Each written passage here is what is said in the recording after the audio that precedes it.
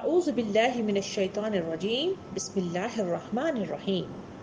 اللہ تعالیٰ نے انسان کو ایک معاشرتی حیوان بنایا ہے جسے قدم قدم پر اپنے ابنائے جنس کی محبت، ہمدردی، امداد اور خیر خواہی کی ضرورت ہوتی ہے۔ اسی لیے اللہ رب العالمین نے انسانوں کی اس باہمی محبت، ہمدردی، امداد اور خیر خواہی کو بہت ثواب قرار دے دیا ہے، اور انسان کا دکھ درد بانٹنے اور مشکلات میں ایک دوسرے کے کام آنے کو اپنی خوشنودی کے حصول کا ذریعہ بنا دیا ہے۔ انسانی زندگی ہزار ہا اقسام کے آلام کا شکار رہتی ہے، جس میں ایک بہت بڑا علم مفلسی ہے۔ محتاج، مسکین، مفلس، مجبور اور مصیبت زدہ کے ساتھ ہمدردی کرنا، ان کے ساتھ نیک سلوک کرنا، اس کو اللہ رب العالمین نے بہت بڑے اجر کے مستحق ہونے کی خبر دی ہے۔ محتاج، مسکین، مفلس اور مجبور اور مصیبت زدہ بہن بھائیوں سے عزت اور محبت کا سلوک کرنا اور ان کی امداد کر کے ان کے دکھوں کو کم کرنے کی کوششیں کرنا، خود اپنے ساتھ خیر خواہی کرنا ہے۔ چنانچہ ہم دیکھتے ہیں کہ نبی کریم صلی اللہ علیہ وسلم نے اس کار خیر کی بہت تاکید فرمائی ہے اور مؤثر انداز میں اس کی فضیلت بیان کی ہے۔ نبی کریم صلی اللہ علیہ وسلم نے ارشاد فرمایا کہ جس شخص نے کسی مومن کی دنیاوی تکلیفوں میں سے کوئی تکلیف دور کی، اللہ تعالیٰ اس کی قیامت کی سختیوں میں سے کوئی سختی کو دور فرمائے گا، اور جس نے کسی نیک تنگ دست پر آسانی کی، اللہ تعالیٰ اس پر دنیا اور آخرت میں آسانی کرے گا، اور جس نے کسی مسلمان کی پردہ پوشی کی، اللہ تعالیٰ دنیا اور آخرت میں اس کی پردہ پوشی کرے گا، اور جب تک بندہ اپنے مسلمان بھائی کی امداد میں لگا رہتا ہے، اللہ تعالیٰ بھی اس کی امداد فرماتا رہتا ہے۔ اسی وجہ سے نبی کریم صلی اللہ علیہ وسلم نے امت کو یوں بتلایا کہ مجھے اپنے کمزور غریب لوگوں میں تلاش کرو، کیونکہ تمہارے کمزور اور غریب لوگوں ہی کی وجہ سے تمہاری روزی دی جاتی ہے اور دشمنوں کے مقابلے میں تمہاری امداد کی جاتی ہے۔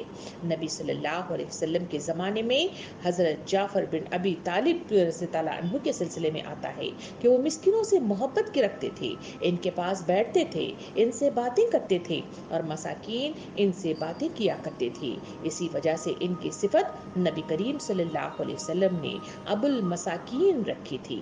حضور صلی اللہ علیہ وسلم نے امت مسلمہ کو تلقین یوں کی کہ تمہارے اپنے بھائی کے ساتھ مسکرانا تمہارے لیے صدقہ ہے، اور تمہارا نیکی کا حکم دینا اور برائی سے روکنا بھی صدقہ ہے، اور تمہارا کسی انسان کو ایسے سی سرزمین میں راستہ بتانا جہاں لوگ راستہ بھول جاتے ہیں تمہارے لیے صدقہ ہے، اور تمہارا کسی ایسے شخص کی مدد کرنا جس کی بصارت خراب ہو، یعنی نابینا ہو یا کمزور نگاہ والا ہو، تمہارے لیے صدقہ ہے، اور تمہارے راستے سے پتھر کا یا کانٹے کا یا ہڈی وغیرہ کا ہٹا دینا تاکہ لوگوں کو تکلیف نہ ہو، تمہارے لیے صدقہ ہے، اور تمہارا اپنے ڈول سے اپنے بھائی کے ڈول میں پانی ڈال دینا بھی تمہارے لیے صدقہ ہے۔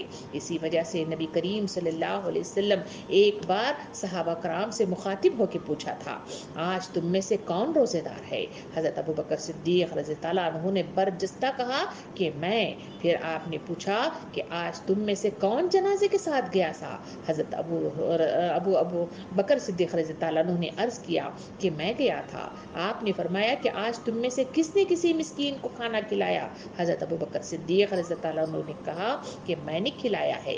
نبی صلی اللہ علیہ وسلم نے فرمایا آج تم میں سے کس نے مریض کو کی عیادت کی؟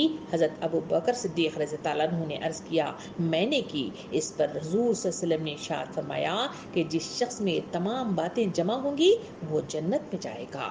غرض معاشرے کے وہ تمام افراد جو محرومی، پریشانی اور مصائب کا شکار ہوں، اس بات کا حق رکھتے ہیں کہ جو لوگ ان تکالیف سے بچے ہوئے ہیں وہ اپنے امکان کی حد تک ان کے غم و الم اور تکلیف کو دور کرنے کی کوشش کرتے رہیں۔